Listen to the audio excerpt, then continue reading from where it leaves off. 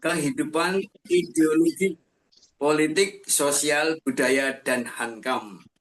Hingga insya Allah dengan bekal ilmu hikmah kita akan sukses lahir batin dunia akhirat. Saudaraku, kenapa kita perlu belajar ilmu hikmah? Banyak alasan. Satu di antaranya Nabi Muhammad bersabda, ada orang, monggo Pak Panji bisa dilanjutkan slide-nya. Ada orang yang rajin mengamalkan amalan ahli surga, tapi di akhir hayatnya melakukan amalan ahli neraka, sehingga pada akhirnya orang tersebut masuk neraka. Iman-iman banget. Ini hadis riwayat Bukhari dan Muslim. Kenapa itu terjadi? Banyak sebab. Satu di antaranya dikarenakan tidak mau mengambil hikmah atas sejarah, peristiwa masa lalu, atau hal-hal yang menimpa dirinya, tidak juga mau mengambil hikmah terhadap hal-hal yang berkait dengan orang lain. Sehingga tenggelam dalam angan-angan, ingin-ingin, dan dosa yang berkelanjutan. Nah, untuk mengantisipasi hal semacam itu dan untuk mohon hidayah kepada Allah agar tidak terjerumus seperti itu, maka mari bersama malam ini kita mengenang kembali apa sih ilmu hikmah atau hikmah di balik peristiwa itu. Monggo slide Pak Panji. Ada banyak pengertian ilmu hikmah. Yang pertama, pemahaman yang mendalam terhadap suatu hal, benda, kabar, peristiwa, orang, atau masalah. Jadi orang yang punya ilmu hikmah, orang yang mau mengambil hikmah dari suatu benda, suatu perkara, atau seseorang akan mencoba mempelajari dulu apa sesungguhnya yang terjadi. Kebiasaannya seperti apa. Kalau sudah seperti ini, biasanya mau seperti apa? Akan mempelajari plus minus dari peristiwa atau dari orang atau dari sejarah masa lalu. Sehingga orang yang mau menggunakan ilmu hikmah itu akan tahu persis benar salahnya, baik buruknya, manfaat mundorotnya, positif negatifnya, dan perlu tidaknya serta untung ruginya sebelum kita bersikap, sebelum kita berucap, sebelum kita mengambil keputusan, apalagi sebelum kita bergerak. Nah, itu orang yang punya ilmu hikmah itu seperti itu.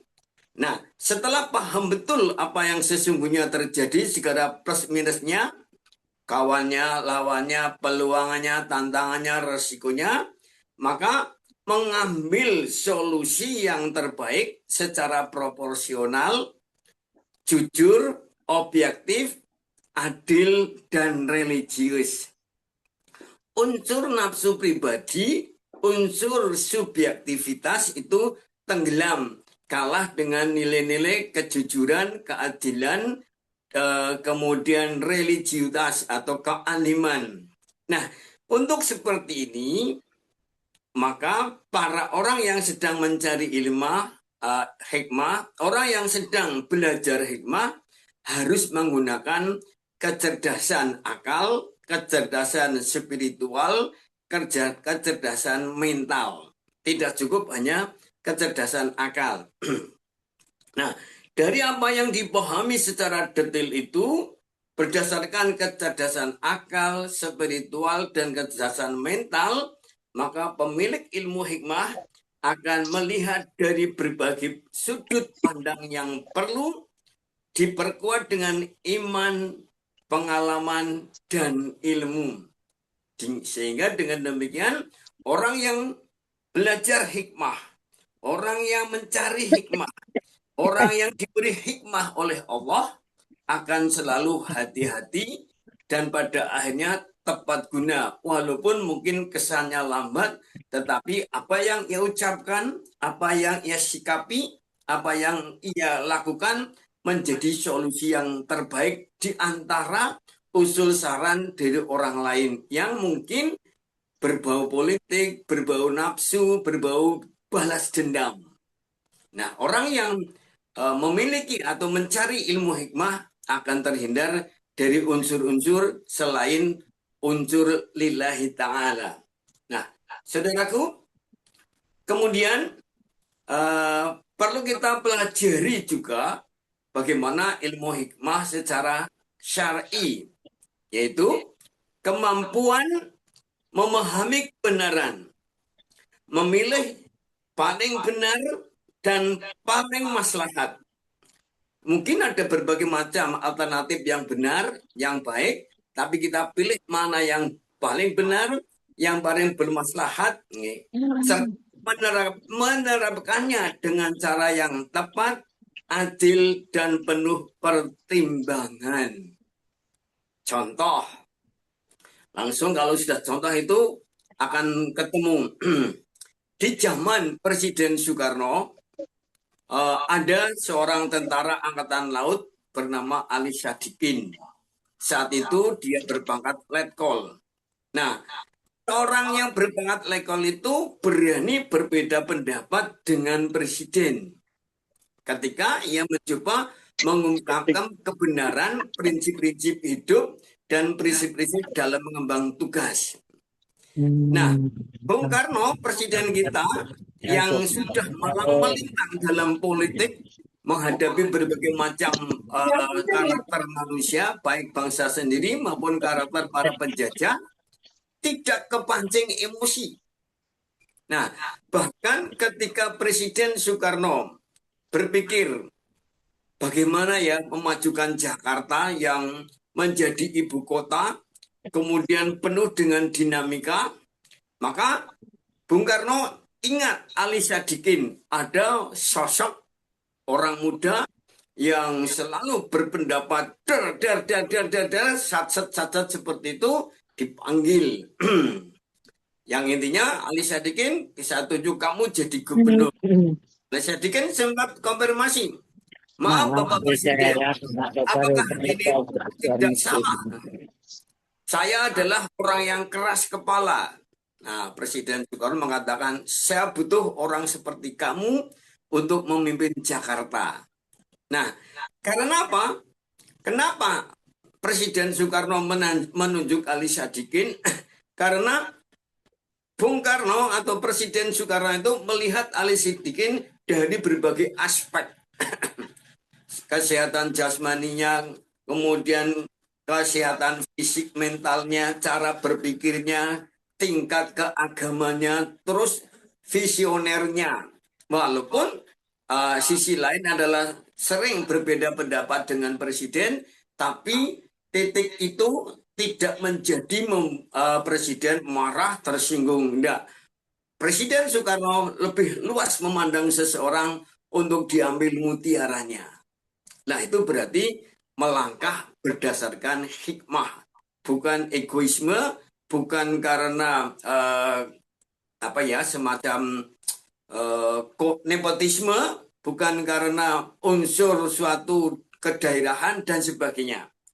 Nah, saudaraku, hikmah itu bukan sekedar ilmu, tetapi ilmu plus akal sehat ditambah pengalaman, ditambah nilai moral, dan ditambah hidayah Allah.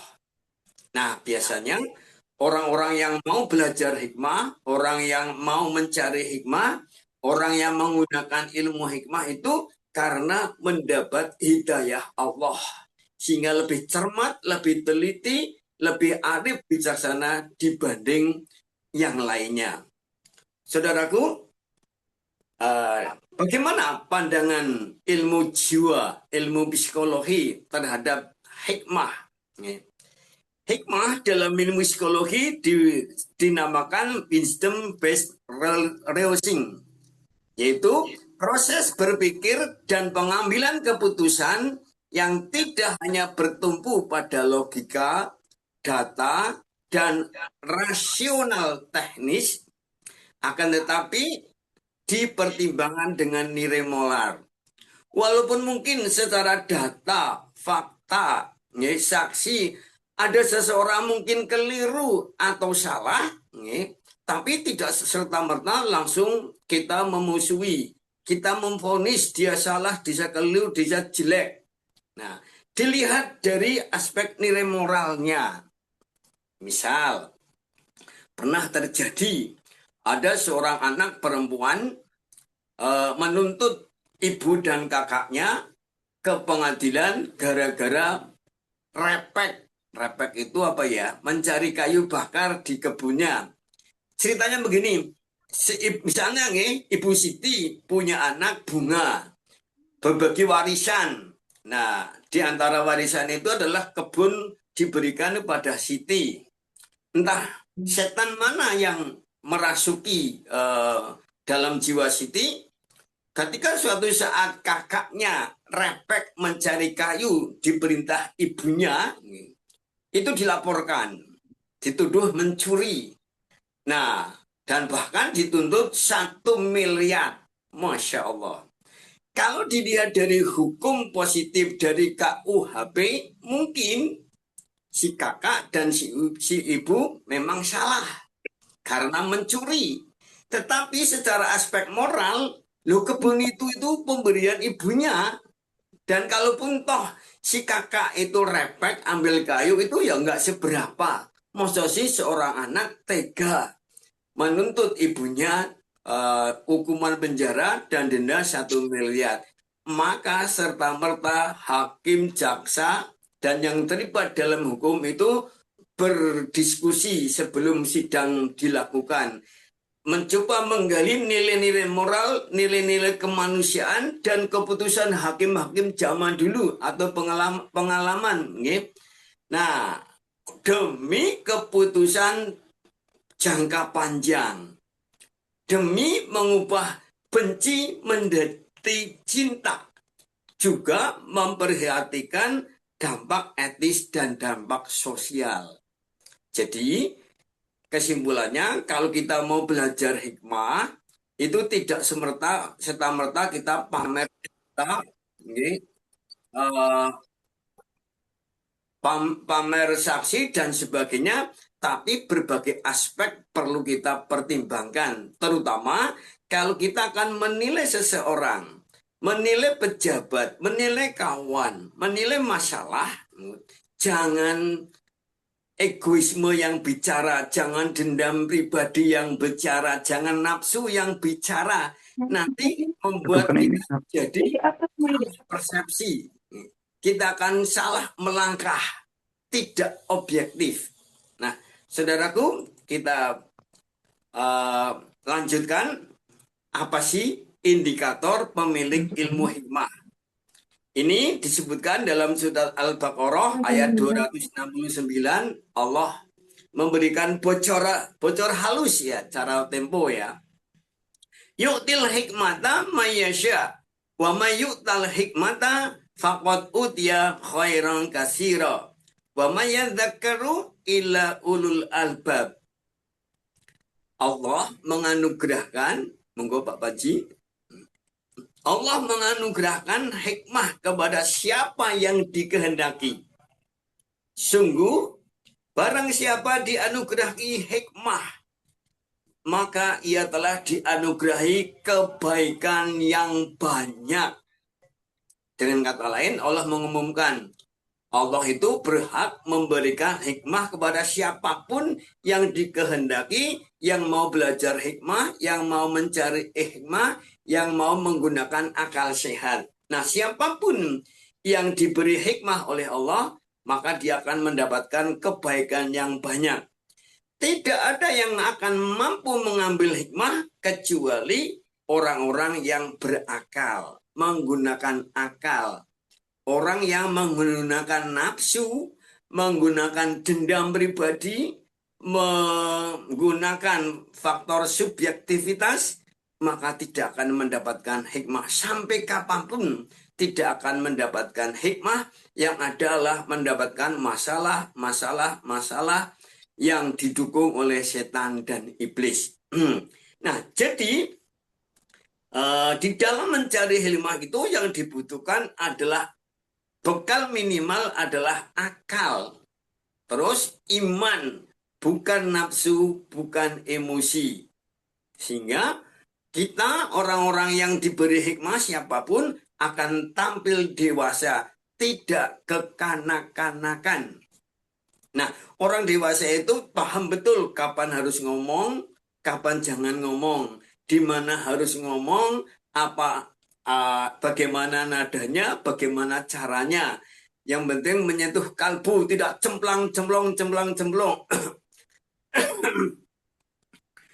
Orang yang kekanak-kanakan itu kalau nggak suka langsung bilang, orang ini orang bahaya, harus kita sikat, harus kita singkirkan. Jangan sampai masuk dalam grup kita. Nah, belum mengadakan penelitian, belum mengadakan konfirmasi, belum tabayun, tiba-tiba hati yang membara, pikir yang memanas itu sudah mencegat seseorang yang ingin bergabung kebaikan dengan kita. Yang dilihat masa lalunya, yang dilihat orang tuanya, tidak dilihat siapa dia di zaman ini dan siapa dia di zaman yang akan datang. Nah, orang yang mempunyai ilmu hikmah, mau belajar hikmah, tidak seperti itu.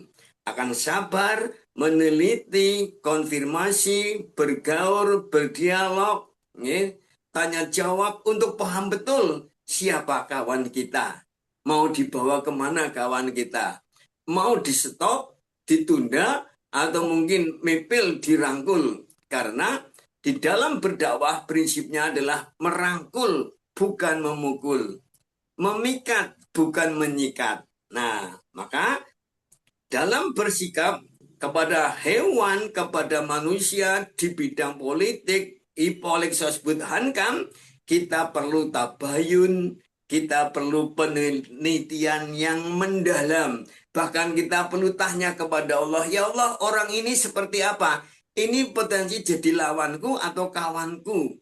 Karena Allah itu berkuasa, ya muqallibal qulub sabit qalbi ala dini. Oke, kita lanjutkan saudara-saudara. Nah, adakah dalil yang mewajibkan kita belajar hikmah? Ada. Satu diantaranya adalah surat An-Nahl ayat 125. Ini terkenal sekali. Bismillahirrahmanirrahim. Ud'u ila sabili rabbika bil hikmati wal mau'idhatil hasanah. Serulah manusia kepada jalan Tuhanmu dengan hikmah, dengan ilmu hikmah, dengan mencari hikmah, dengan sikap hikmah dan nasihat yang baik. Nah, saudaraku, ayat ini menandakan perintah langsung atau fi'il amr. Ayat ini menjadi dasar betapa wajibnya setiap orang mencari hikmah dan menggunakan hikmah. Terutama ayah bunda dalam mendidik anak perlu dengan sikap hikmah. Para pemimpin dalam memimpin juga harus menggunakan ilmu hikmah. Pendakwah, orang aktivis ormas Islam, kemudian politikus, aparatur negara, aparatur sipil, apalagi menteri dan presiden. Itu menurut ayat ini menjalankan hikmah.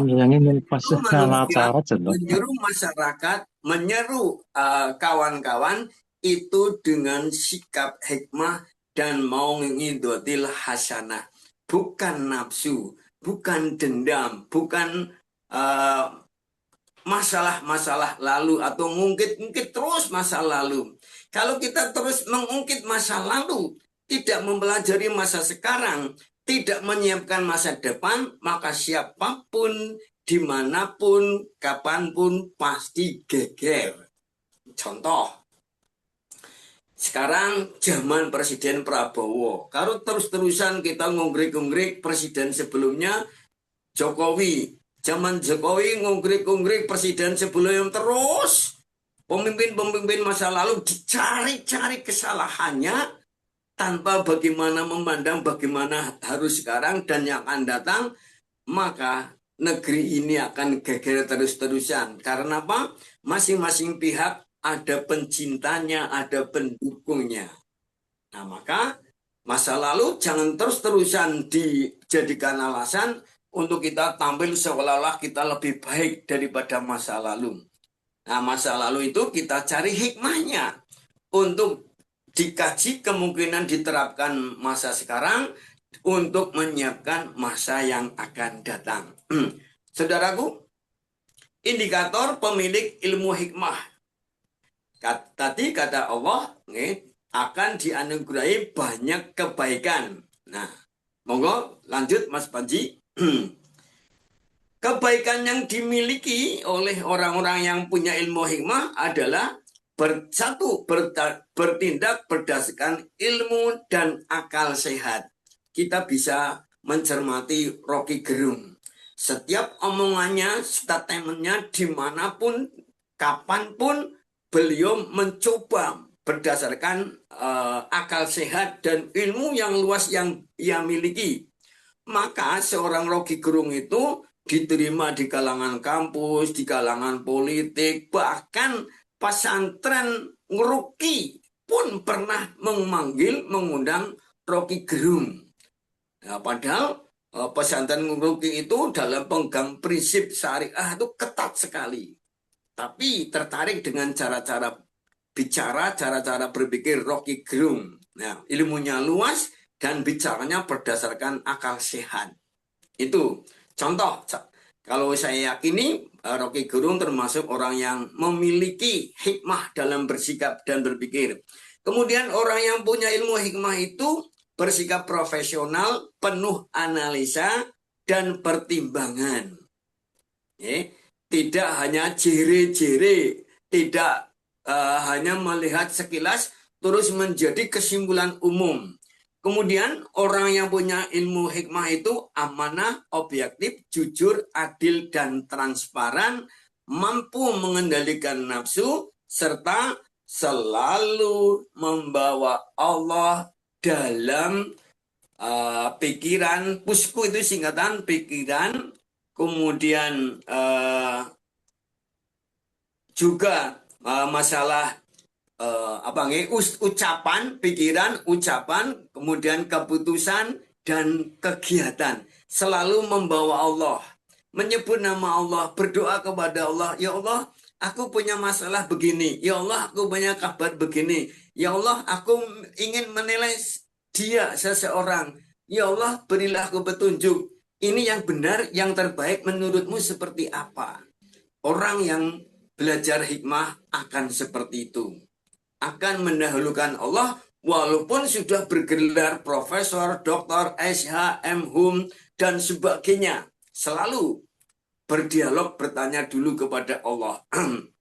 Kemudian, mengapa orang-orang yang belajar hikmah itu selalu bicara, berpikir, berucap berdasarkan ilmu? Karena orang yang sedang belajar hikmah itu tahu persis. Allah wanti-wanti dalam surat Al-Isra ayat 36. Wala taqfu ma laisa laka bihi ilmun.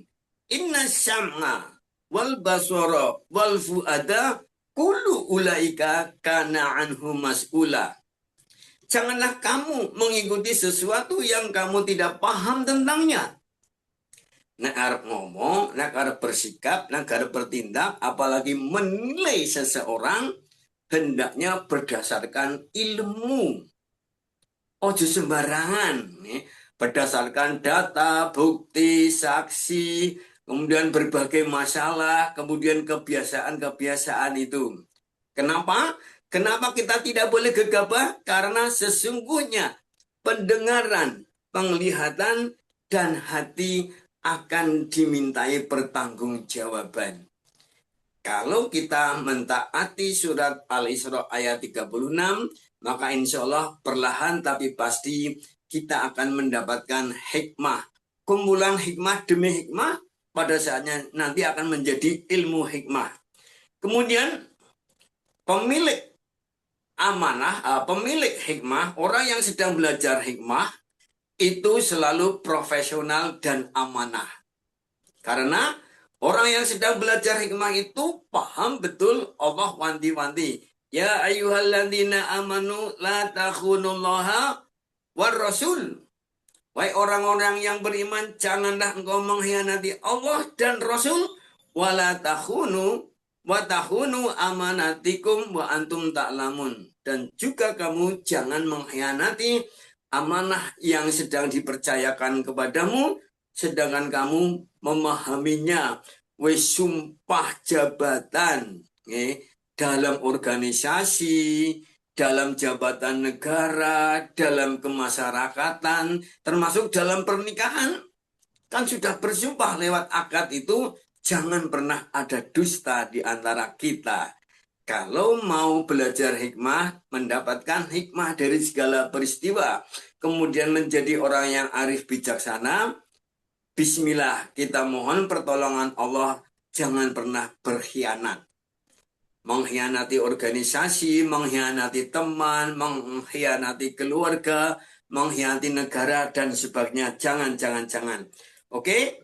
Kemudian orang yang sedang belajar hikmah, ingin mendapatkan hikmah atas semua penglihatannya, pendengarannya, sesuatu yang dialami, sesuatu yang dirasakan, itu akan berpegang teguh pada surat Al-Maidah ayat 8. Allah wanti-wanti, wahai orang-orang yang beriman, jadilah kamu penegak kebenaran karena Allah. Dan jadilah saksi-saksi yang bertindak dengan adil. Janganlah kebencianmu terhadap suatu kaum membuatmu tidak berlaku adil. Masya Allah. Nah ini saya jadi ingat. Suatu hari ada seorang hakim kemalingan. Ya, maling yang kehilangan itulah ayam, beberapa ekor ayam. Nah, kemudian dilaporkan kepada kepolisian. Terus, pada akhirnya ketika akan sidang qadarullah yang jadwal jadi hakim adalah si korban. Maka si hakim bilang begini, maaf, jangan aku yang jadi hakim memimpin sidang. Loh kenapa? Karena yang akan saya sidang dalam perkara ini adalah orang yang mencuri di rumahku. Masya Allah. Ini sosok hakim yang betul-betul memegang hikmah. Dia tidak ingin ilmunya, kekuasaannya dikotori oleh nafsu. Bisa saja Bang Hakim, wakiye wong sing nyolong nengone nyolong ayam sekian belas, harga sekian, wah tak tuntut, tak jatuhi hukuman sekian. Satu. Yang kedua, ketika dulu rame-rame sedang regen-regennya lomba cerdas cermat P4, SMP 1 Susukan tempat saya mengajar, masuk final bersama dengan SMP 1 Banjarmangu dan SMP yang lain. Nah, di antara juri yang akan menjadi penilai dalam final itu adalah Pak Raharjo Surono. Saat itu beliau kepala SMP 1 Banjarmangu. Beliau bilang sama panitia, aku mundur sebagai juri final. Loh kenapa Pak? Ini anakku masuk dalam final. Masya Allah. Itu orang yang punya hikmah itu seperti itu. Tidak menggunakan kesempatan dalam kesempitan. Kalau kita mau egois, wah mumpung aku jadi juri dan anakku masuk dalam final, ya saya akan mencoba-coba sing bener disalahna, sing salah dibenerakan, gue nambah nilai. Itu hati-hati. Nah, orang yang belajar hikmah tidak ingin terjebak pada seperti itu. Kalaupun terpaksa harus seperti itu, maka berlaku adil. Satu kata kunci di sini, janganlah kebencian kita kepada seseorang membuat kita tidak adil. Jangan karena dendam masa lalu, terus orang-orang yang pernah bermasalah dengan kita terus dinilai jelek. Mungkin orang itu dulu jelek dan pernah menyakiti kita. Tapi kan tahun ini sekarang belum tentu dia jelek. Dia mungkin sudah berubah. Apalagi kalau yang dituduh iki anake wong elek. Nek sing elek bapakane, anake ojo digowo-gowo. Kita harus adil, harus objektif. Nah, kita lihat bagaimana contoh-contoh orang yang selalu berlaku adil walaupun pernah disakiti. Nabi Muhammad SAW didolimi oleh penduduk Taif, masih slide yang tadi, Mas, kembali kepada yang tadi. Tetapi ketika malaikat-malaikat mau membela Rasul, mau nguruk, mendem, menguburkan penduduk Taif, Nabi mengatakan jangan. Bahkan Nabi berdoa, ya Allah, berikan hidayah kepada kaumku ini karena mereka tidak tahu. Dan atas izin Allah, kebencian orang-orang penduduk Taif itu pada zamannya, pada sekian tahun yang akan datang, berubah menjadi cinta. Itulah orang yang punya hikmah, mampu mengubah benci menjadi cinta. Saudaraku yang saya cintai karena Allah, mari kita lanjutkan. Orang yang sedang belajar hikmah, mencari hikmah, itu selalu takut kepada Allah sehingga akan mengendalikan nafsu. Kita lihat surat An-Naziat ayat 40 sampai 41. Wa amma man khafa maqama rabbih wa nahan nafsi anil hawa fa innal jannata hiyal ma'wa.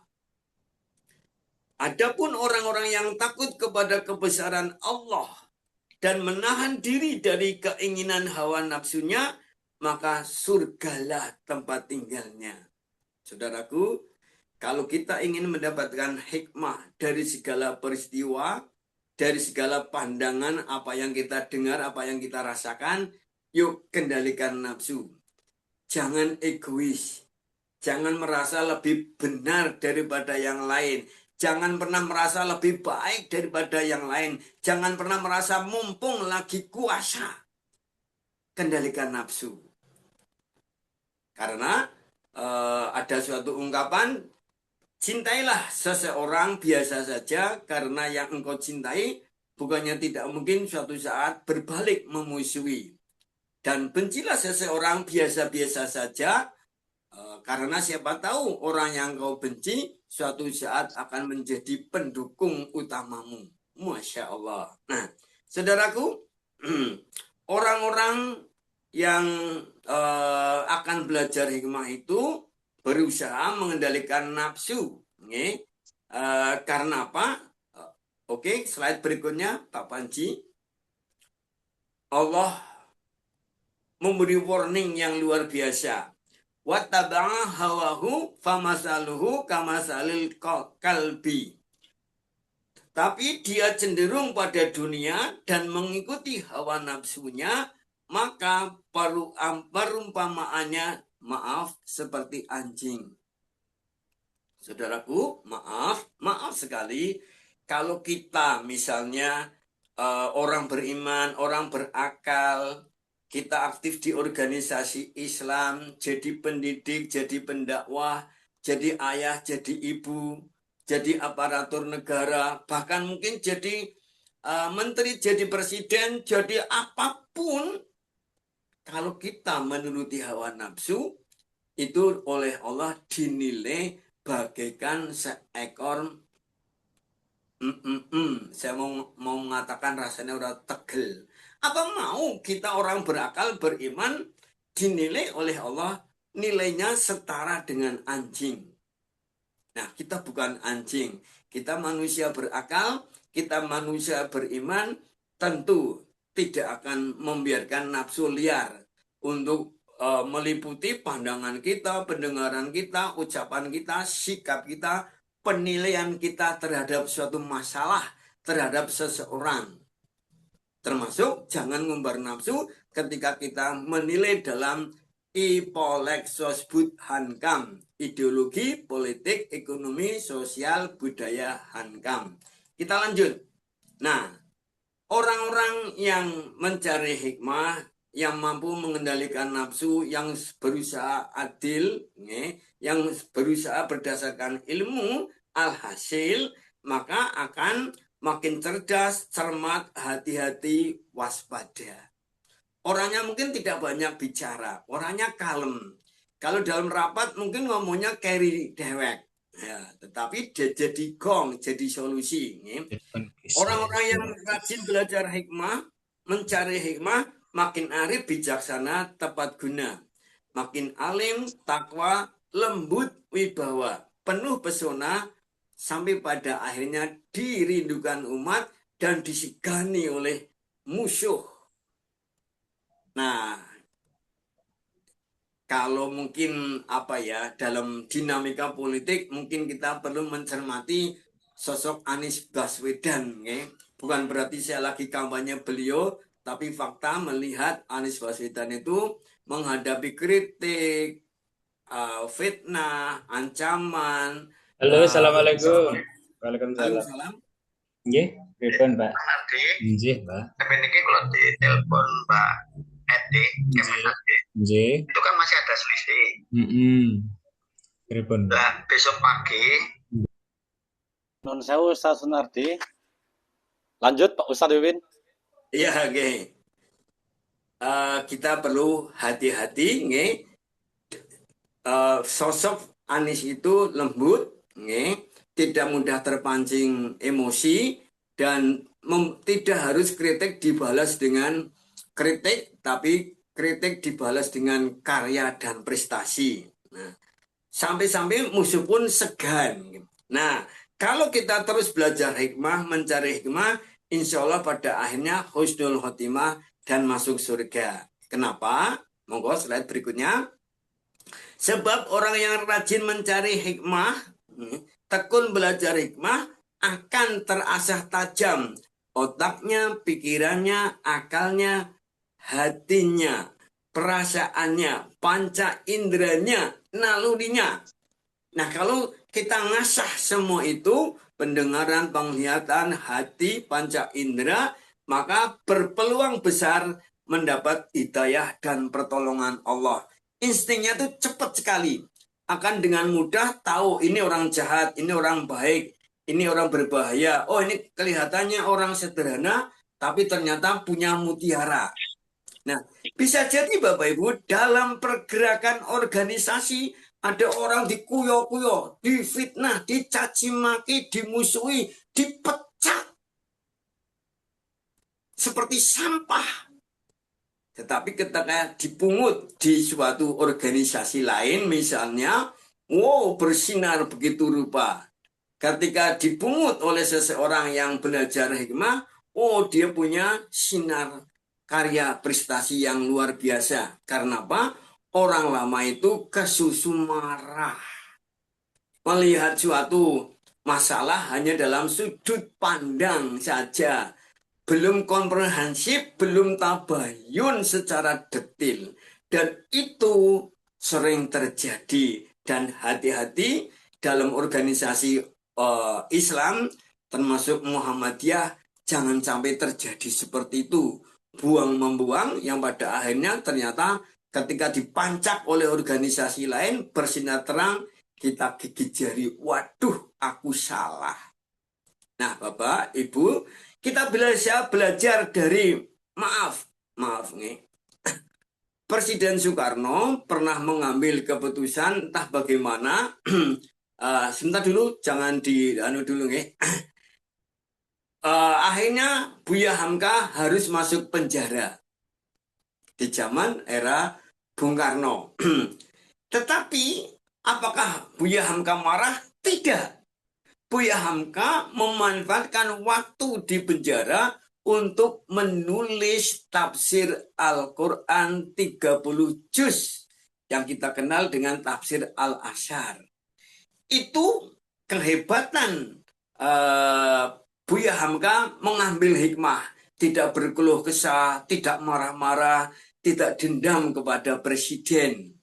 Dan apa yang terjadi? Allah menakdirkan. Bapak Presiden Soekarno sebelum wafat memberi wasiat kepada anak-anaknya, "Sok nek aku mati, tolong nyuwun tolong maring Buya Hamka supaya ngimami sholat jenazahku." Masya Allah. Nah, juga Hamka pernah mendapatkan perlakuan entah bagaimana oleh Pramudia Anantatur, seorang penulis budayawan, bersilang pendapat begitu. Tapi menjelang wafatnya Pramudia Anantatur akhirnya menulis wasiat, "Ngir, anakku, mantuku, segera kamu menemui Buya Hamka, kamu belajar ngaji pada beliau." Masya Allah. Itulah orang yang punya hikmah, mampu menahan diri, tidak segera menyerang pada pihak yang menyerang, bertahan, mencari ridho Allah, perlindungan Allah. Pada akhirnya mungkin orang-orang yang di masa lalu memandang kita salah, mereka dengan hidayah Allah menyadari kesalahannya, berbalik menjadi pengagum kita, pencinta kita, pendukung kita. Masya Allah. Sejarah telah berlaku, mari kita ambil hikmahnya. Saudaraku, nah sekarang penerapan ilmu hikmah. Mari kita pelajari kalau ada informasi, kabar, benda, orang, peristiwa, sejarah, rencana, program, bencana, kita jangan cepat-cepat membuat statement. Wong kita tidak dituntut kecuali kita menteri yang membidangi lingkungan. Ditanya oleh wartawan, nah mungkin harus gerak cepat membuat pernyataan. Itu pun mestinya dengan hati yang tenang, akal sehat, iman yang kuat, sang menteri menjawab pertanyaan dengan sabar. Nah apalagi sekutu menteri. Ojo kesusu membuat pernyataan-pernyataan sing jare-jare. Oh, dusun anu kenapa duruk oleh Allah, gugur bencana karena di sana banyak maksiat. Terus ngomong kayak kue di mana-mana, padahal belum meneliti, belum tanya pada penduduk setempat, dari kalangan orang tua-tua, belum melihat buku-buku yang berkaitan dengan dusun tersebut. Itu kalau kita ingin mendapatkan hikmah. Kita pelajari secara detail dari berbagai sudut pandang, lakukan penelitian dan analisa tajam. Nah, kemudian analisa hikmahnya, benar salahnya, baik buruknya, haramnya, untung ruginya, positif negatifnya, peluang dan resikonya, yang terakhir perlu tidaknya. Kemudian timingnya, forumnya, dan sarananya. Misal, saya benci pada seseorang. Wah, dilalah, aku punya grup. Bahkan saya admin misalnya. Wah, langsung saya ngundomono, menjelek-menjelekan seseorang itu dalam grup. Padahal yang bermasalah saya dengan si fulan. Kenapa harus bicara di grup? Orang lain yang tidak tahu menjadi penasaran. Ini ada masalah apa? Nah, itu berarti tidak tepat waktu, tidak tepat forum, tidak tepat sarana prasaranya. Lebih jelek lagi, saya belum tabayun. Aku belum ketemu langsung dengan seseorang yang saya benci, yang saya fitnah, yang saya jelek-jelekan, yang saya khawatirkan. Saya sudah membuat pernyataan. Kait dedengkot mazhab anu, kenapa ikut-ikutan di grup ini? Misalnya. Kata dedengkot itu sudah jelek sekali, kasar sekali, tidak layak disampaikan oleh orang yang beriman, orang yang berakal, orang yang berpendidikan, apalagi yang punya gelar misalnya sebagai aktivis ormas Islam. Tidak layak. Kalau banteng, hewan, itu ngedek-ngedekakan sungu.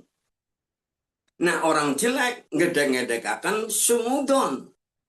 Kalau begitu, apa bedanya orang jelek dengan kewan, dengan banteng?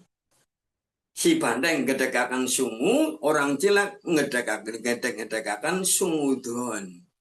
Masya Allah, le sinau agama keprigen, le belajar ngaji keprigen, le mulang ngaji keprigen, tega-teganya menghujat seseorang di grup WA tanpa konfirmasi. Kalau misalnya saya benci dengan seseorang, tak parani.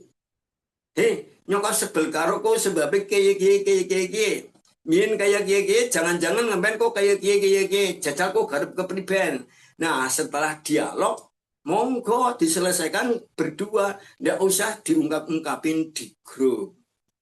Saudaraku, nah, setelah mengkaji itu, ambil sikap terbaik yang tepat guna, penuh rahmat Allah. Bukan penuh gejolak emosi. Nanti mbok malu loh, malu. Kita menjelek-jelekan seseorang, ternyata seseorang itu menjadi lebih baik daripada kita. Saudaraku, dalam dunia pendidikan ada guru bilang begini. Silakan teman-teman dan semua orang membenci si fulan karena kenakalannya, molosnya, karakternya, ulahnya. Maaf teman-teman, izinkan aku tetap menjadi orang terakhir yang menyayangi dia. Siapa tahu lewat lisan saya, maka Allah memberi hidayah. Orang yang kita benci menjadi orang yang lebih baik daripada pembencinya. Bapak Ibu, bagi para guru mungkin banyak pengalaman. Bocah-bocah sing mien zaman dadi murid kita nakal, keliru, salah, ugal-ugalan. Barang wis tamat, wis nerusakan nang SLTA, mungkin kuliah, mungkin bekerja, mungkin benturan demi benturan dalam kehidupan. Ketemu gurune malah sopan banget. Memberi tempat duduk ketika gurunya berdiri. Ketika gurunya beli dagangan di tempat dia, digratisi. Gurune kudana nang jalan dibonceng. Nah, padahal dulu dia becut. Itu saudara. Jangan pernah kita kesusu menilai jelek seseorang. Siapa tahu Allah memberi hidayah. Kita lihat. Ada mantan preman yang ditakdirkan oleh Allah jadi ulama, jadi guru ngaji. Joni Indo namanya. Kita lihat gimana kasus Umar bin Khattab. Sebelum masuk Islam adalah pembunuh berdarah dingin. Sahabat Rasul wis rembukan, itu bahaya ya Rasul si Umar bin Khattab itu. Kita sikat saja cara membanjare itu. Oh aja. Nabi bilang begitu, aku ingin Islam berjaya setelah dia masuk Islam. Ternyata Allah memberi hidayah dan Umar bin Khattab menjadi figur yang sangat-sangat baik. Kemudian kisah Datsur, saudaraku. Nabi Muhammad berdakwah, kelelahan, istirahat di bawah pohon, ngantuk. Tiba-tiba Datsur datang membawa pedang. Muhammad, kalau saya bunuh sekarang ini, siapa yang akan membelamu? Siapa yang akan menolongmu? Kok sikit dewekan? Dan Nabi Muhammad dengan tenang mengatakan Allah. Apa yang terjadi? Datsur gemetar, pedangnya jatuh, dan si Datsur juga jatuh. Nabi berdiri, ambil pedang. Wahai Datsur, kalau sekarang aku membunuhmu, aku punya kesempatan seperti ini, siapa yang akan membelamu? Datsur nangis, tidak ada ya Muhammad, tidak ada. Langsung pedang digeletakkan nang ngarepe Datsur. Nabi berlalu. Datsur ngoyok dengan membawa pedang. Nabi tenang. Tidak berpikiran negatif, mungkin dibacok sekamburi. Enggak. Apa yang terjadi? Setelah sampai dekat Nabi, ya Muhammad, berhentilah. Kenapa engkau tadi tidak membunuhku? Padahal engkau punya kesempatan membunuhku. Nabi Muhammad mengatakan, pantang bagi Islam, bagi orang iman, membunuh orang yang tak berdaya. Orang yang sudah menyerah. Nah, dengan cara itu apa yang terjadi? Datsur masuk Islam. Nah, coba kalau Nabi Muhammad misalnya membunuh Datsur, mungkin keluarganya, keturunannya terus jadi penyerang. Masya Allah. Saudaraku, kita lanjut. Contoh penerapan ilmu hikmah. Dalam kontekstual, hikmah itu berarti menahan. Seorang dihina dan diprovokasi di depan umum, namun dia menahan amarahnya dan tidak membalas dengan cacian. Nah, penjelasan apa hikmahnya? Orang tadi menahan diri dari perbuatan yang dilarang oleh syariat, meskipun sesungguhnya mampu membalas. Misal kita dienyek, disakiti, difitnah, diolok-olok di depan umum. Kita punya kekuatan, juotos but misalnya. Bersama kita ada teman-teman, dia sendirian. Kita punya kesempatan royok. Tapi kita menahan, kita tetap berlalu, kita tetap senyum. Tidak marah kepada orang yang menghina kita di depan umum. Nah, menahan amarah adalah bagian belajar mencari hikmah.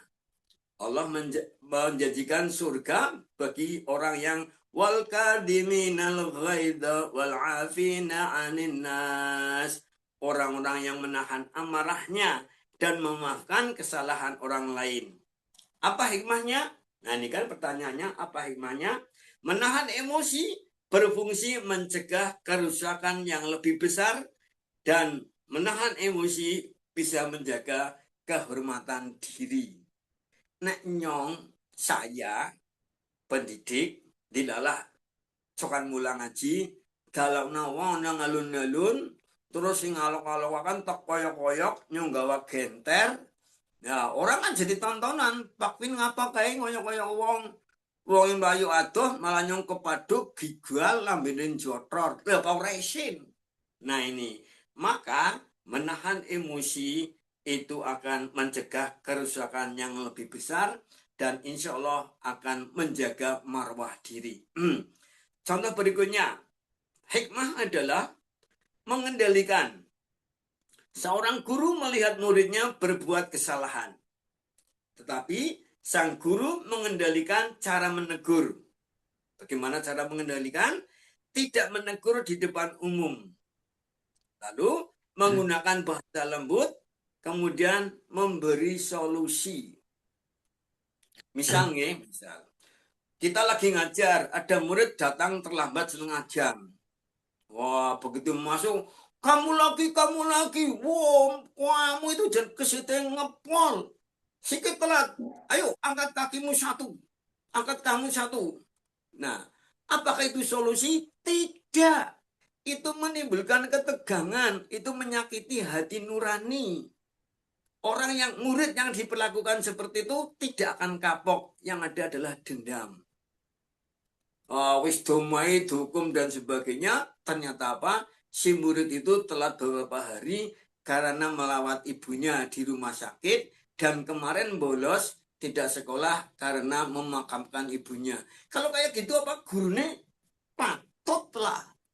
Nah, guru yang mengambil hikmah adalah iki bocah telat terus mengikam bolos, dibawa ke ruang BP atau malah dibawa ke kantin sekolahan, dijak madang, diceritani kenapa kok selain telat.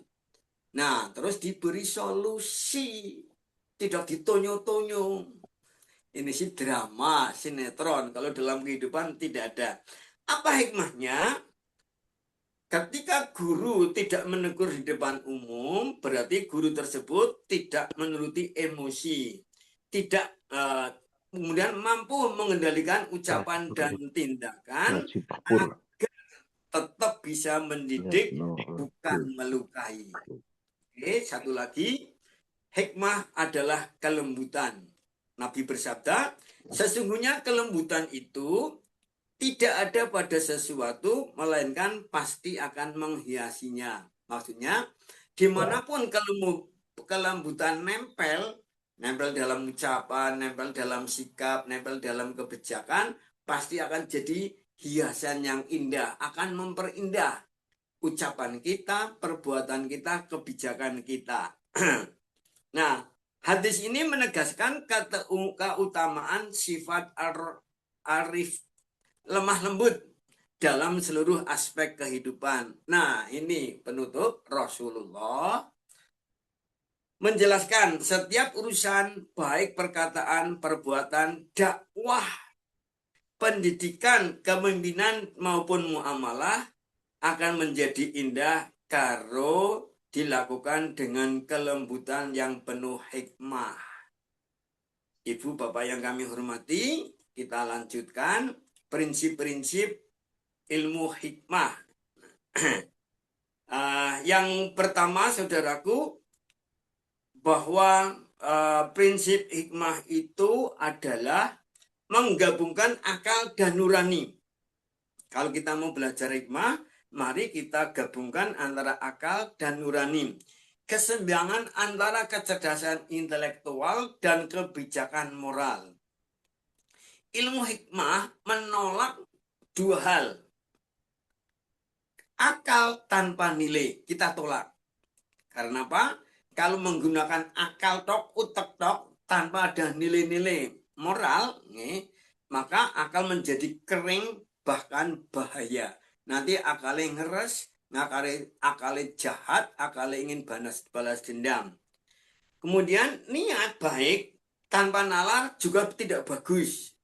Nah, ilmu hikmah ingin menggabungkan antara akal dan nurani. Terus, ilmu hikmah berorientasi pada kemaslahatan.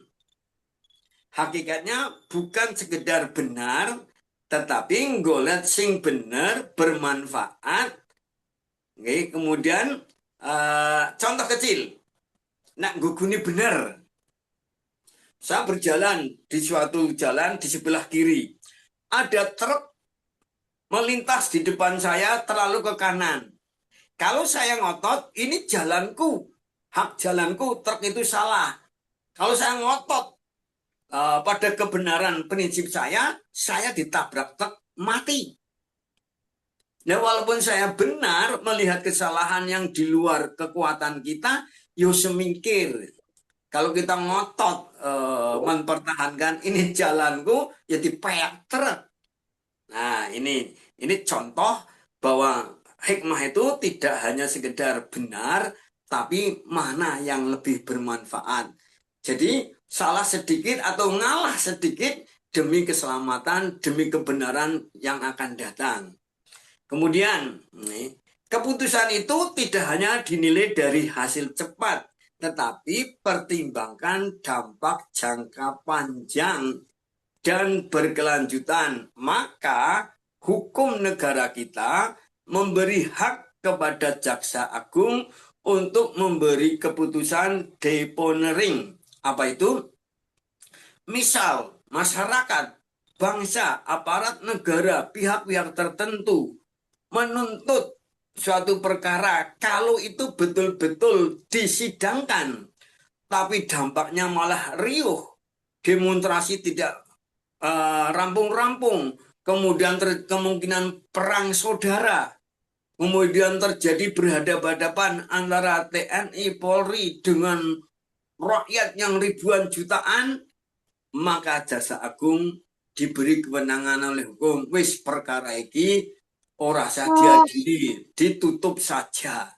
Itu salah satu hikmah. Nih, pangapunten di negara kita ini sedang ada geger-geger, ini menuntut ini, itu menuntut ini. Kalau dibiarkan berlarut-larut, maka kenyamanan tidak akan pernah terjadi. Nah, kalau begitu, kapan akan membangun? Inilah perlunya hikmah. Seandainya ada kesempatan, mestinya para ulama, minimal yang tergabung dalam Majelis Ulama Indonesia, yang tergabung dalam ormas-ormas Islam, sowan kepada berbagai pihak, politikus, aparat hukum, menteri, presiden, untuk memberikan solusi terbaik. Tidak hanya berdasarkan hukum, tapi berdasarkan hikmah yang lebih luas, dengan tidak melanggar syariat agama. Nah, yang ketiga, prinsip ilmu hikmah adalah menempatkan manusia sebagai tujuan, bukan sebagai alat. Manusia bukan sebagai objek perhitungan, melainkan sebagai subjek manfaat. Karena itu, ilmu hikmah menghindari manipulasi, menolak guguni rasional, tapi mengorbankan kemanusiaan. Contoh, secara akal, kita ngomong, bangsa kita lagi prihatin, urip nggo dheweke igon rekasa. Lokal tiba-tiba ada pengungsi asing, pengungsi Rohingya misalnya, karena terusir dari negaranya, atau mungkin terancam pembunuhan. Nah, apa kita akan ngusir? Beningan balik maring laut. Padahal mereka sudah kelaparan berhari-hari di laut. Nah ini kita jangan mendewa-dewakan akal tanpa mempertimbangkan nilai kemanusiaan. Dan menggabungkan akal dan nilai kemanusiaan dengan moral, dengan ketuhanan, itulah hikmah. Kemudian prinsip hikmah yang berikutnya adalah kontekstual dan proporsional, yaitu mampu membaca situasi, konteks, dan realitas secara utuh. Apa yang benar secara teori belum tentu bijak bila mungkin waktunya tidak tepat. Contoh, rakyat gemes banget karo bupati. Lah, bupati lagi pidato nuzulul Quran nang masjid, tiba-tiba wong pendemo masuk demo nang masjid. Mikir bupati lagi ngomong disaut, dijaluk nggo tolong-tolong. Nah, itu memperjuangkan kebenaran tapi dengan cara yang salah. Itu berarti mengingkari ilmu hikmah itu. Kemudian menjadi tidak bijak jika kondisi tidak memungkinkan. Misal seseorang dalam rapat sudah diputuskan, si anu bertugas di daerah anu, tanggal anu, jam anu. Nah, pada hari yang telah ditentukan, dilalah dai tadi meriang atau berhalangan atau tiba-tiba istrinya harus operasi. Nah, maka si dai itu tidak bisa berangkat. Ya teman-teman dai aja ngomong bodoh kak. Tanggung jawab ko yang anak dintani umat ya bodoh. Itu tidak bijak. Misalnya, kemudian lagi dalam ilmu hikmah harus memperhatikan dampak sosial. Saya misalnya kalah dalam pemilihan RT, nyong gela, maka jalan nang ngiringane nyong tak pager, tak tembok. Orang-orang yang mau lewat bingung, muter aduh banget. Orang mengatakan pakuin orang umum, dalan kadi pager. Saya bilang, ora urus iki tanah nyong. Yang secara hak hukum benar itu tanah saya, tapi dampak sosialnya.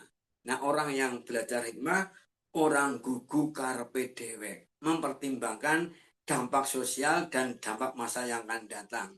Baik Bapak Ibu yang kami hormati, itu saja yang kami sampaikan. Intinya dalam belajar hikmah, dalam mencari hikmah, kita pahami segala sesuatu. Slide terakhir Mas. Nah itu, pahami segala sesuatu secara detail berdasarkan iman, ilmu, dan wahyu. Jangan keburu nafsu. Nah, lalu kalau ada masalah, datangi orang yang bermasalah dengan kita saling memaafkan, kita ajak untuk membangun masa depan daripada mengungkit masa lalu. Demikian, semoga Allah memberi taufik rahmah hidayah kepada kita untuk memiliki sikap hikmah sehingga kita akan maju bersama, sukses bersama, terhormat bersama, dan pada akhirnya reuni di surga. Assalamualaikum warahmatullahi wabarakatuh. Monggo, barangkali ada tanya. Waalaikumsalam warahmatullahi wabarakatuh. Waalaikumsalam warahmatullahi wabarakatuh. Matur nuwun Ustadz Wiwin Purwostiono SPD yang sampun menyampaikan materi tentang ilmu hikmah secara rinci, detail, dan sangat memahamkan kita semuanya. Nun sewu Ustadz Wiwin, ada pertanyaan di chat, kami bacakan dulu nggih. Izin bertanya Ustadz, jika ada seorang alim dan mendapat amanah menjalankan organisasi, namun kealiman sosok tersebut tidak nampak kearifan dalam mengemban amanah dalam organisasi tersebut, apa yang belum ada dalam sosok tersebut? Monggo Ustadz. Mohon diulang Ustadz Panji. Oke. Jika ada seorang alim dan mendapatkan amanah menjalankan organisasi, namun kealiman sosok tersebut tidak nampak kearifan dalam mengemban amanah dalam organisasi tersebut, apa yang belum ada dalam sosok orang tersebut? Ya, seperti tadi kita diskusikan bersama, kalau kita ingin memiliki hikmah di balik segala peristiwa, maka jika kita berkesimpulan atau menduga-duga seseorang ke ana wong pengurus organisasi apa mana ke organisasi keagamaan tetapi ketone ngalim tapi kurang arif bijaksana iki sing kurang apa nih? Nah itu kan baru duga-duga. Nah supaya kita tidak kepleset ada baiknya kita bergaul lebih erat dengan orang tersebut. Kita dialog apa yang beliau sukai, apa yang tidak disukai, terus kebiasaannya, kemudian mungkin kita mencoba menyelami kekuatan akidahnya, ketekunan ibadahnya, kemudian akhlaknya. Dari situ nanti kita mungkin menemukan beliau itu kurang apa. Atau bahkan beliau sendiri cerita, aku janjane kurang di bidang yang seperti ini. Nah, secara umum kalau betul memegang amanah organisasi, tapi urung keton ngalime, urung keton arep bijaksanane, nah, faktor utamanya adalah kurang sabar. Orang yang sabar itu mestinya akan menahan diri untuk tidak melakukan hal-hal yang tidak disukai oleh Allah. Nah, orang yang sabar itu berjalan mungkin perlahan, tapi mencari jalan yang benar, yang tepat. Nah, mungkin juga, guys, ini secara umum, bukan tuduhan. Mungkin kurang sabar, mungkin kurang bergaul, hanya dia sosok di umpama pemimpinnya hanya di sosok belakang meja, tidak mencoba jatuh bangun melihat pelosok-pelosok bawahannya atau umatnya yang berbagai warna-warni di lereng-lereng gunung, di pereng-pereng jurang. Nah, kurang bergaul, kurang menganalisa situasi dan kondisi, sehingga mungkin juga kurang mengikuti perkembangan zaman, sehingga seolah-olah anak-anaknya, bawahannya, teman-temannya adalah orang-orang ideal di masa lalu. Padahal jamaahnya, orang-orangnya sudah silih berganti. Nah, saya diweling sama bapak saya dan ternyata ini mungkin juga hadis nih, tapi bapak saya paling begini, Win, hati-hati. Anggunmu didik bocah ngembet. Saat itu saya masih kuliah, belum berkeluarga. Karena anak-anakmu hidup di zaman yang tidak sesuai dengan zamanmu. 10 tahun, 20 tahun mendatang ketika kamu jadi ayah, mungkin zaman sudah berbeda. Nah, kalau saya nggugoni dengan cara-cara dulu, yo saya bisa malah nek dewek. Contoh, zaman saya kanak-kanak, saya tuh nggak berani lewat di depan ayah yang sedang makan. Saya tidak ingin ayah saya terganggu melihat saya seladak sidi. Nah, nggak sih nyong ramna kayak kemarin anak nyong, olah bapak otoriter, bapak feodal dan sebagainya. Begitu. Jadi kalau ada sosok yang nampak alim, kemudian memegang amanah, tapi kurang arif bijaksana, kurang apanya? Mungkin tadi kurang sabar, kurang jelajah, kemudian kurang memahami bahwa zaman sudah berubah. Saya bisa bangga sebagai pegawai pos 20 tahun yang lalu, tetapi pegawai pos sekarang ini kalah dengan HP, kalah dengan titipan kilat dan sebagainya. Saya tidak boleh membanggakan masa lalu dan berangan-angan masa datang yang tidak sesuai dengan zamannya. Mungkin filosofinya begitu, Pak Panji. Nggih, Ustaz, matur nuwun. Salajengipun selanjutnya semonggo untuk ayahanda, bapak-bapak, bunda, ibu-ibu yang masih setia untuk di Zoom meeting ini, misalkan ada pertanyaan, ada komentar, kami persilakan. Semonggo Bapak Ibu.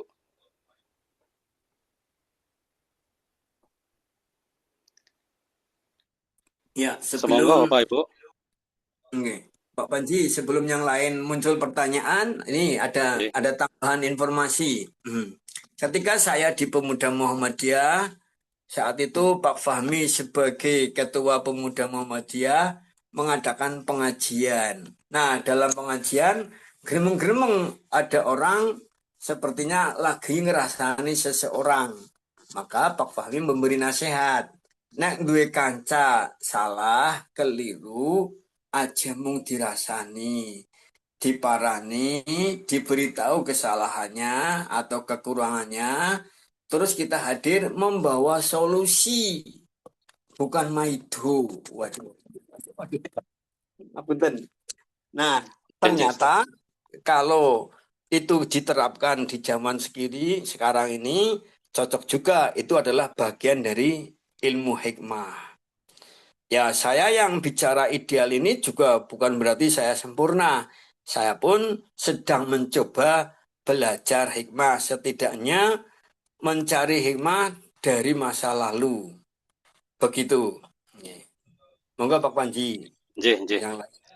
Semoga Bapak-bapak untuk yang lainnya di sini juga saya lihat ada ayahanda kita Ustadz Sobri. Semoga bila ada yang mau disampaikan Ustadz Sobri dalam kesempatan ini. Semoga Ustadz. Monggo Pak Sobri.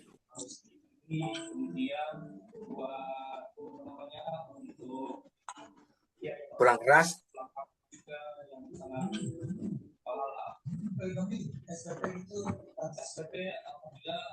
Halo, Bos.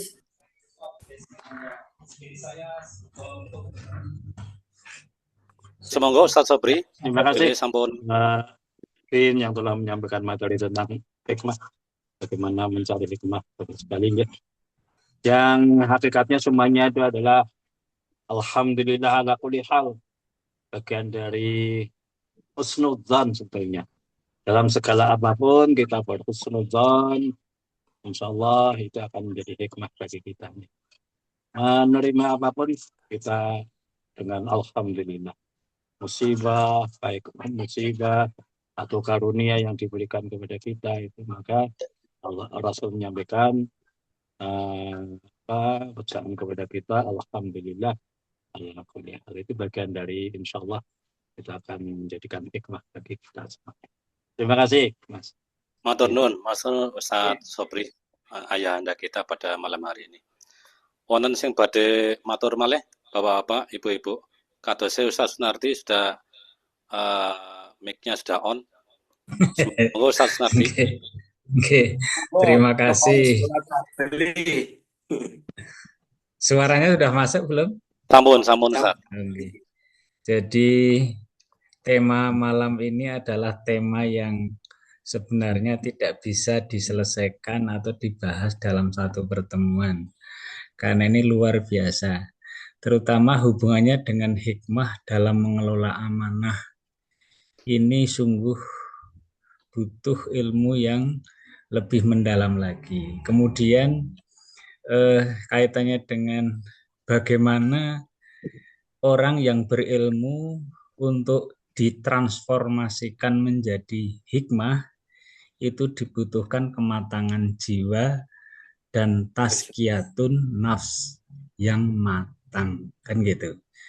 Kemudian di samping itu juga pemahaman terhadap realitas kehidupan.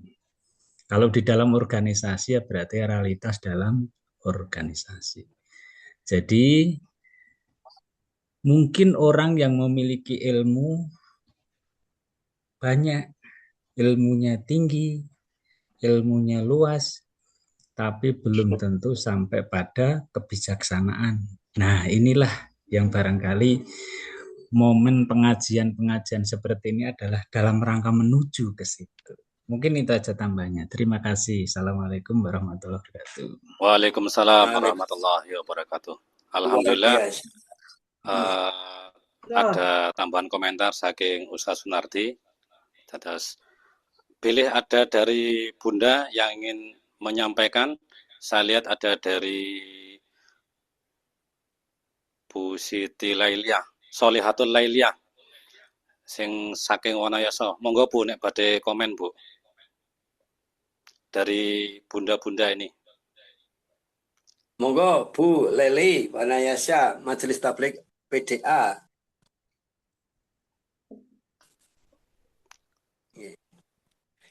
Kalau belum sambil nunggu yang lain, mohon izin Monggo, matur, monggo Ustaz. Tos. Apa yang dikatakan Pak Nardi betul sekali, luar biasa. Nggih. Banyak orang ilmunya tinggi, Nggih, monggo tapi Ustaz. belum bijaksana. Nah, itu saya percaya karena Pak Nardi sudah membuktikan, dan insya Allah atas izin Allah Pak Nardi adalah salah satu pemilik hikmah. Kalem, tidak banyak ngendikan, tapi prestasinya sat-set. Terbukti atas izin Allah, beliau sebagai kepala sekolah tablik mendapatkan keberkahan Allah. Sekolah tablik Banjarnegara sukses besar, luar biasa. Satu di antara mahasiswanya, Bu Eli, yang kebetulan istrinya Pak Panji, menjadi wisudawan terbaik nomor 2. Kemudian Banjarnegara diberi kesempatan pidato mewakili wisudawan dengan bahasa Arab. Kemudian administrasi penilaian akhir sekolah tablik karya Pak Nardi dipakai di tingkat wilayah. Itu orang yang diberi hikmah oleh Allah. Kita alhamdulillah Majelis Tablik Banjarnegara mendapat kehormatan lewat Pak Sunardi. Mudah-mudahan muncul Pak Nardi yang lain di segala lini kemuhammadiyahan. Amin. Amin, Apa amin ya lanjut rabbal alamin. barangkali. Insya Allah sampun nih Ustaz. Waktu sudah jam 9:21. Insya Allah untuk dari jadwal jam 21.00 sudah cekap nggih Ustaz nggih.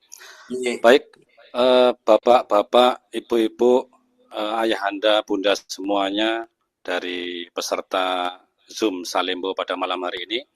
Perlu kami sampaikan juga bahwa untuk materi PowerPoint dari Ustadz Wiwin saya share di chat.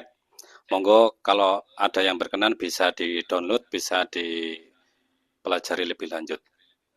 Insya Allah ngatan nggih Ustadz Wiwin. Iya, terima kasih atas segalanya pada Terima kasih pada semua pemirsa yang mengikuti Zoom pada malam hari ini. Matur nuwun dumateng Ustadz Wiwin yang sudah memberikan keilmuan kita pada malam hari ini. Mudah-mudahan bisa memberikan manfaat dan bisa memberikan keberkahan kepada kita semuanya, terutama di persyarikatan kita di PDM Muhammadiyah. Bapak-bapak, ayahanda, ibu-ibu, bunda-bunda semuanya, insya Allah pertemuan pada Salembo malam hari ini kita cukupkan demikian. Mari kita akhiri dengan bacaan alhamdulillah dan doa penutup majelis bersama-sama. Alhamdulillahirabbil alamin. Subhanakallahumma wa bihamdika asyhadu an la ilaha illa anta astaghfiruka wa atubu ilaik. Nuwun sewu, kula sebagai host pembawa acara pada malam hari ini, nuwun sewu, saya Panji Permono, kami akhiri demikian. Assalamualaikum warahmatullahi wabarakatuh. Waalaikumsalam warahmatullahi wabarakatuh. Ustadz Wiwin, usul minggu depan Salembo barangkali bisa tema kaitannya dengan targhib Ramadan. Siap-siap. Mungkin bisa minta narasumbernya dari Majelis Tarjih. Oh iya, bagus sekali, tepat banget. Sehingga harapannya nanti fikih tentang Ramadan kita di-refresh kembali begitu. Matur nuwun Pak Win. Nggih, betul, yang baik itu insya Allah dikabulkan. Ya, terima kasih pada yang semua yang terlibat, semoga diberkahi Allah dan pada akhirnya kita reuni di surga. Amin, ya rabbal alamin. Nun sewu, Bapak, Ibu-ibu, ayah, bunda semuanya, kula nyuwun live rumiyin. Assalamualaikum. Monggo, waalaikumsalam. Kula nggih izin web niki badhe lembur praman.